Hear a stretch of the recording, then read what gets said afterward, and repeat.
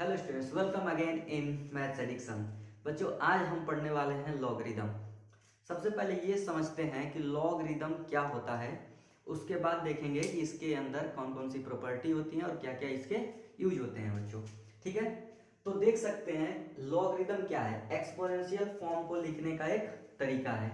ठीक है, लॉगरिदम में कोई नई चीज नहीं पढ़ाई जाती है। हम क्या करते हैं, एक नंबर है उसको एक्सपोनेंशियल फॉर्म में अगर हम लिख रहे हैं तो उसी नंबर को हम दूसरे फॉर्म में लिख सकते हैं। क्या, इस चीज की स्टडी को ही हम लॉगरिदम कहते हैं। ठीक है, लेकिन सवाल ये है कि हमको लिखना ही क्यों पड़ता है दूसरे फॉर्म में। तो उसको हम जब ये कंप्लीट कर लेंगे, ये वाली लाइन जो देख रहे हैं आप ऊपर, उसके बाद डिस्कस करेंगे। ठीक है, तो सबसे पहले तो ये हमको देखना चाहिए एक्सपोनेंशियल फॉर्म क्या होता है, तब समझेंगे कि उसको लिखने का तरीका क्यों है ये और कैसे है। ठीक है, एक्सपोनेंशियल फॉर्म बच्चों आप बचपन से पढ़ते आ रहे हो। अगर कोई नंबर n लिखा हुआ है, उसको आप अगर इस फॉर्म में रिप्रेजेंट कर पा रहे हो तो उसको बोलते हैं एक्सपोनेंशियल फॉर्म। जहां इसको बोलते हैं n कोई नंबर है, इसको क्या बोलते हैं हम लोग, बेस। इसको क्या बोलते हैं, पावर या इंडिसेस या एक्सपोनेंट। इनमें से जो आपको अच्छा लगे चूज कर लीजिए, यही बोला जाता है। ठीक है, इसके एग्जाम्पल देख सकते हैं हम लोग। एग्जाम्पल होगा, अगर मान लेता हूँ 16 दिया हुआ है तो इसको एक्सपोनेंशियल फॉर्म में रिप्रेजेंट करना है इस फॉर्म में, तो क्या लिख सकते हैं 2 टू द पावर 4। ये हुआ एक्सपोनेंशियल फॉर्म किसी नंबर का। ठीक है, 2 बेस है और 4 पावर है उसका।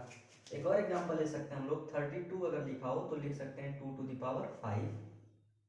81 लिखा है 3 टू द पावर 4। ये रहा एक्सपोनेंशियल फॉर्म।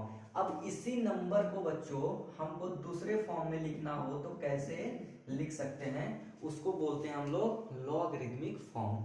ठीक है, देखते हैं कैसे लिख पाएंगे। लॉगरिदमिक फॉर्म में बच्चों क्या करते हैं हम लोग, ये जो नंबर है उसको ऐसे ही लिख देते हैं। ठीक है, और ये वाला जो नंबर देख रहे हो उसको यहां लिखते हैं 4। अभी हम सीखेंगे ऐसा क्यों, कैसे लिख पा रहे हैं हम लोग। 32 5 log 81 4 सॉरी 3 4। ठीक है बच्चों, लॉगरिदमिक फॉर्म में ऐसे लिख पाते हैं और एक्सपोनेंशियल फॉर्म में इस तरीके से लिखते हैं। अब बात करते हैं कि ये कैसे हम लिख पा रहे हैं। ठीक है, तो उसके लिए हमको लिखना होगा log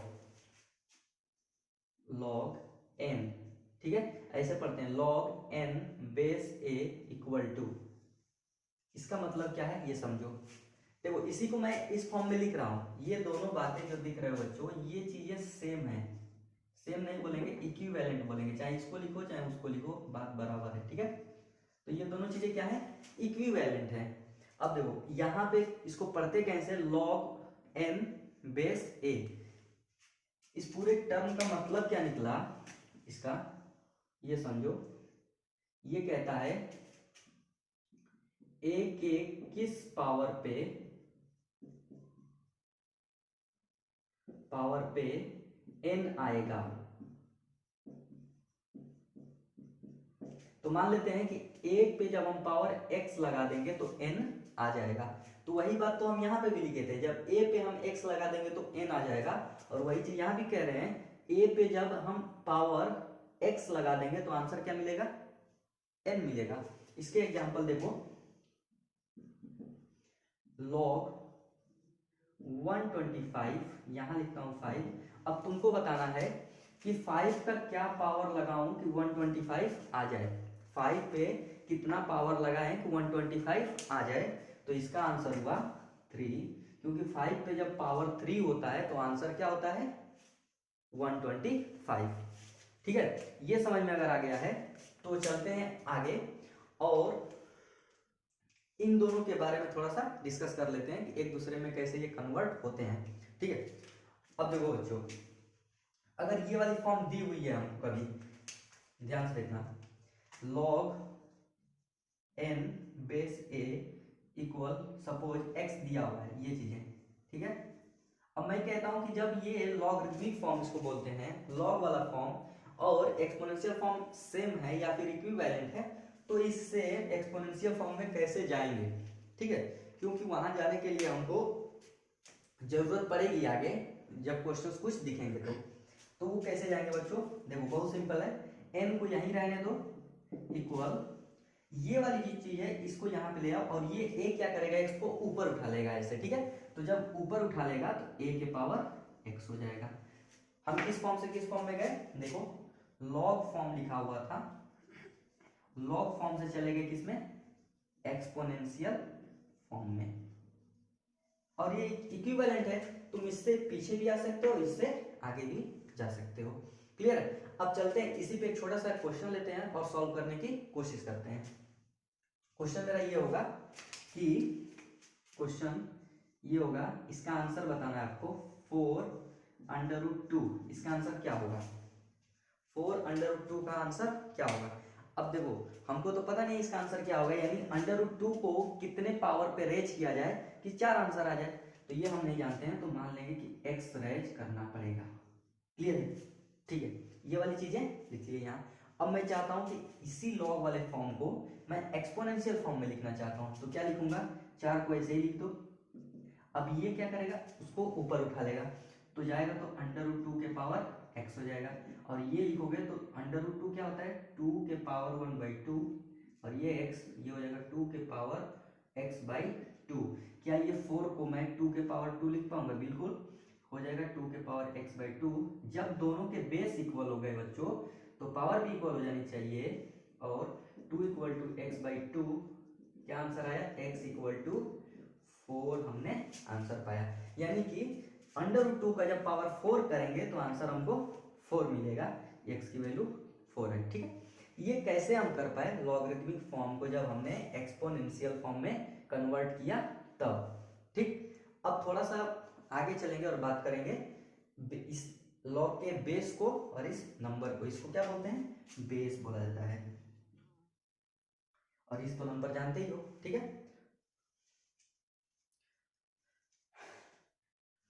हाँ तो बच्चों अब देख लेते हैं हम ये फॉर्मूला, और इस पे बात करनी है हमको, ठीक है, स्पेशली कि a की वैल्यू क्या क्या हो सकती है, जो यहाँ पे लिख रहे हैं बेस, और n की वैल्यू क्या क्या हो सकती है, ठीक है। इसको देखो पढ़ते हैं, log n बेस a, ठीक है, इस तरीके से पढ़ाई करते हैं इसकी। अब ये a इज ग्रेटर देन 0 और a does not equal to 1, ये 0 से बड़ा होना चाहिए और 1 के बराबर नहीं होना चाहिए, ये क्यों कह रहे हैं हम इस पे डिस्कस करते हैं।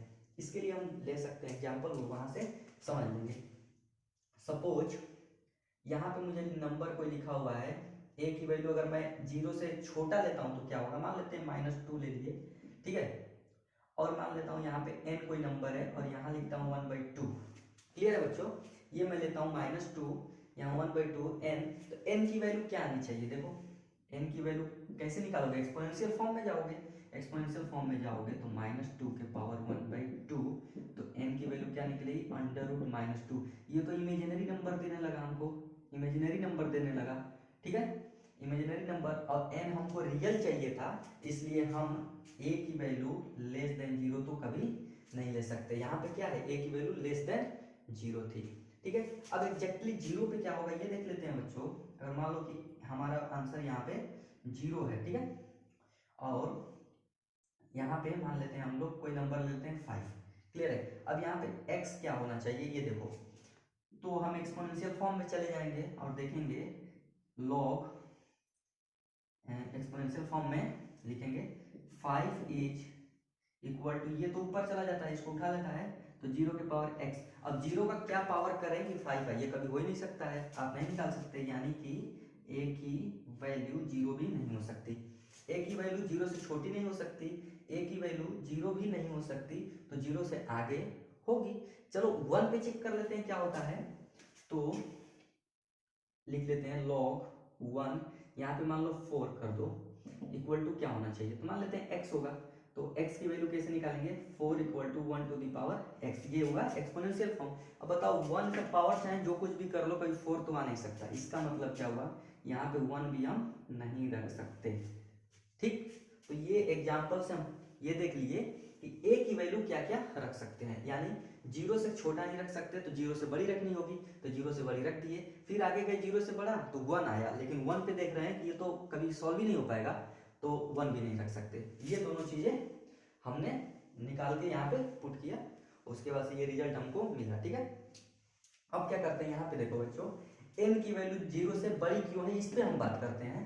n की वैल्यू 0 से बड़ी इसलिए है क्योंकि हम यहाँ पे जो नंबर था a हमारा, ध्यान से देखना, यहाँ पे जो नंबर था वो 0 से छोटा नहीं हो सकता है, 0 भी नहीं हो सकता है, यानी कि हमेशा a की जो वैल्यू है वो पॉजिटिव है। a कैसा दिख रहा है, पॉजिटिव दिख रहा है, ध्यान रखना। अब जब a पॉजिटिव दिख रहा है तो इसके एक्सपोनेंशियल फॉर्म में आओ, यहाँ पे अगर कोई पॉजिटिव वैल्यू पुट करोगे तो चाहे पावर को प्लस में रखो चाहे माइनस में रखो, n की वैल्यू हमेशा तुमको पॉजिटिव मिलेगी। एग्जांपल के लिए देख लो, n की वैल्यू क्या होगी, अगर मैं मान लो यहाँ पे मैं पॉजिटिव पुट कर रहा हूँ तो अधिक से अधिक क्या 2 पुट कर सकता हूँ, पॉजिटिव नंबर एक एग्जांपल ले रहा हूँ, और मान लो यहाँ पे पावर मैं 2 लेता हूँ तो आंसर आ जाएगा 4, या मैं 2 पावर माइनस में ले सकता हूँ, ये चीज तो पॉजिटिव रखना है, यहाँ से देख लो। अब पावर को मैं प्लस चाहे माइनस कर सकता हूँ, तब भी इसका आंसर 1/4 आया। इसका मतलब चाहे तुम पावर प्लस में लो चाहे माइनस में, n की वैल्यू हमेशा क्या आ रही है, पॉजिटिव आ रही है, इसलिए हमने लिखा n इज ग्रेटर देन 0। ठीक है, अब सुनो, क्वेश्चन जब भी तुमको सॉल्व करना हो ये चीजें तुमको पता होनी चाहिए, लॉग को एक्सपोनेंट के फॉर्म में कैसे ले जाएंगे और एक्सपोनेंट को लॉग के फॉर्म में कैसे ले आएंगे, स्पेशली ये पता होना चाहिए इधर जाने का तरीका। ठीक है, अब सवाल ये है कि लॉगरिदम को बनाया ही क्यों गया, ये सब तो हम पहले ही जानते थे, फिर इसको लिखने की क्या जरूरत थी। तो इसको लिखने की जरूरत इसलिए थी बच्चों कि अगर आपको प्रोडक्ट करना हो, मल्टीप्लिकेशन करना हो, और वो मल्टीप्लिकेशन एडिशन की तरह होने लगे, यानी ऐड करके आंसर आने लगे, बहुत सही हो जाएगा आपके लिए, बहुत इजी हो जाएगा।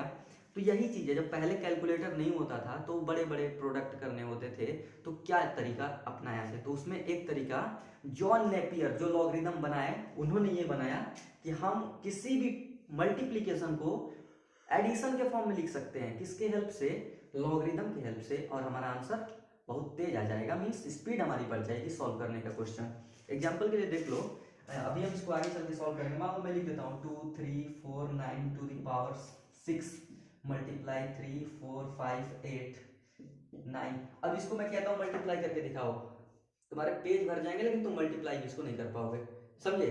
तो इसका आंसर कैसे निकाल पाओगे, इसका आंसर निकलेगा, लॉगरिदम लगाओगे 1 मिनट के अंदर आंसर आ जाएगा। कैसे, वो हम आगे सीखेंगे कैसे इसको सॉल्व कर सकते हैं। ठीक है, और इसको हम एडिशन में कन्वर्ट कर देंगे, जो यहाँ मल्टीप्लिकेशन दिख रहा है हम एडिशन में कन्वर्ट कर देंगे और हमारा क्वेश्चन सॉल्व हो जाएगा। यही मेन पर्पज था कि लॉग को लाया गया। ठीक है, तो ये हम बता दिए लॉगरिदम को क्यों बनाया गया।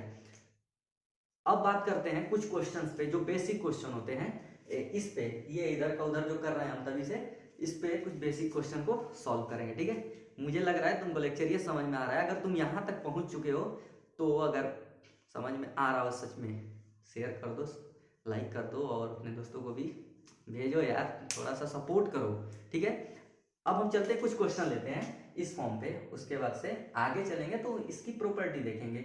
उससे पहले एक पॉइंट छूट रहा है, वो है इनके फॉर्म। तो पहले क्वेश्चन देख लेते हैं फिर आगे चलेंगे।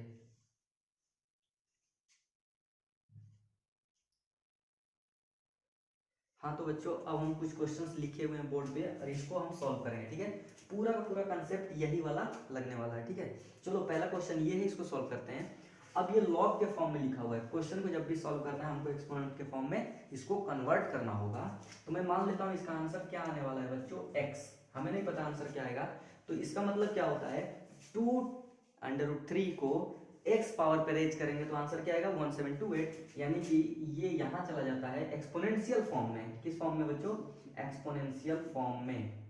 तो क्या आंसर होगा 1728 इक्वल टू 2√3 पावर x, ये हो जाएगा जब हम एक्सपोनेंशियल फॉर्म में इसको कन्वर्ट करेंगे। तो देखो ये नंबर क्या है, यहाँ दोनों सेम है, एक उसको उठा लेता है तो यहाँ से भी ये उसको ऊपर उठा ले। ठीक है, अब सुनो 1728 को अगर तुम फैक्टर करोगे तो इसका आंसर होता है 2⁶ मल्टीप्लाई 3⁻3, ये बनेगा 1728। यहां से क्या बनेगा बच्चों 2√3x, इसको ऐसे रहने दो। अब देखो यहाँ पावर 6 है और यहाँ पावर 3 है, तो हम क्या यहाँ पे 6 बना सकते हैं, जी हाँ बना सकते हैं। कैसे, 2⁶ √3 लिख देंगे तो ये बन जाएगा स्क्वायर।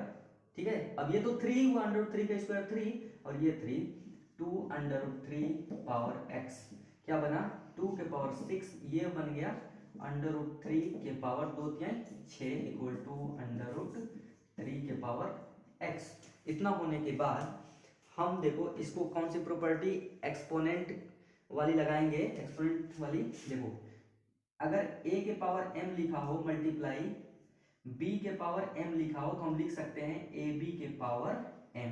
ये आप बचपन से पढ़ते हुए आ रहे हैं। तो यहाँ भी नीचे भले ही अलग है, ऊपर पावर तो सेम है, इसलिए दोनों को एक साथ लिखेंगे 2√3 के पावर 6 इक्वल 2√3 के पावर x। इतना हो जाने के बाद ये दोनों सेम दिख रहा होगा, दिख रहा है, तो x equal to 6 answer, x equal to 6, यानी हमारा आंसर जो होगा इसका वैल्यू 6 होगा। आते हैं क्वेश्चन नंबर 30। अब इसका भी आंसर हमको नहीं पता है क्या होने वाला है, तो मान लेते हैं इसका भी आंसर क्या होगा, x होगा। ठीक है, अब सुनो, ये क्या करेगा, ऊपर चला जाएगा, एक्सपोनेंशियल फॉर्म में कन्वर्ट करो। एक्सपोनेंशियल फॉर्म में लिखोगे तो आंसर आएगा 5 plus 2√6 equal √2 plus √3 to the power x। अब इसके आगे क्या करें, कुछ नहीं करना है, इसको तुम ब्रेक करने की कोशिश करो, इस तरीके से ब्रेक करना, देखना ये क्या बनता है। 5 को क्या मैं √2 का स्क्वायर लिख सकता हूँ प्लस √3 का स्क्वायर। अब देखो ये 5 बन रहा है कि नहीं, √2 का स्क्वायर 2, √3 का स्क्वायर 3, 3 प्लस 2 5 इंटू 2। अब √6 को लिख रहा हूँ √2 मल्टीप्लाई √3 इक्वल टू जो यहाँ पे है रहने दो, वही वाली चीज यहाँ पे आएगी। अब देखो a square plus b square plus 2ab, यानी ये बन गया √2 प्लस √3 का स्क्वायर इक्वल, ये नंबर यहाँ आ जाएगा √2 प्लस √3 पावर x। अब जब दोनों का बेस सेम है तो कंपेयर करेंगे तो पावर भी सेम होना चाहिए, इसलिए आंसर आ जाएगा x इक्वल टू 2। ये भी क्वेश्चन कंप्लीट। आते हैं इस क्वेश्चन पे, कह रहा है कि इसका आंसर क्या होगा, x पता करना है जो यहाँ पे लिखे हुए हैं। क्लियर है? अब सुनो, इसमें कई सारे लॉग आ गए, तो क्या करेंगे, यहां से स्टार्ट मत करना, ये तो इस लॉग के लिए ये वाली नंबर है ना, तो यहां से स्टार्ट करोगे। इसको मान लो कि एक नंबर है, यहां से इसको किस तरीके से ट्रीट करो, n की तरह से ट्रीट करो। ठीक है, ये वाला चीज जो लिखा हुआ है वो n है, तो फिर ये लॉग हटेगा तो क्या होगा, 4 यहाँ चला जाएगा, ये वाला नंबर ऐसे ही रहेगा। ठीक है, तो हम क्या करेंगे, इसको यहाँ लेके चले जाएंगे, तो यहाँ आएगा तो क्या बनेगा 4 टू दी पावर 0। ये 4 क्या करेगा, 0 को उठा लेगा ऐसे। ठीक है, अब क्या करेंगे बच्चों, ये हो जाएगा खत्म, है कि नहीं, लॉग तो खत्म हो जाएगा, ये वाला बचेगा जो नंबर अंदर रहता है वो। इसका आंसर क्या बनेगा 1, लिख लो log 3 log x 2, आंसर हो गया 1। 4 टू दी पावर 0 1 होता है। अब फिर क्या करेंगे, ये वाला देखो क्या करेगा, ये 3 वहां जाएगा, उठा लेगा ऊपर, तो बनेगा log x base 2 3 to the power 1, answer 3। Clear? अब ये क्या करेगा 2, फिर जाएगा, फिर उठा लेगा, तो इस बार आएगा x 2 के पावर 3, आंसर 8। तो x की वैल्यू आई आंसर 8। क्लियर है? उम्मीद करता हूं ये इस टॉपिक के जितने भी क्वेश्चन थे आपको पूरा समझ में आए होंगे। ठीक है, अब एक छोटा सा टॉपिक लेते हैं, लॉग के टाइप्स। ठीक है, अलग अलग बेस हो सकती हैं, वो देखते हैं।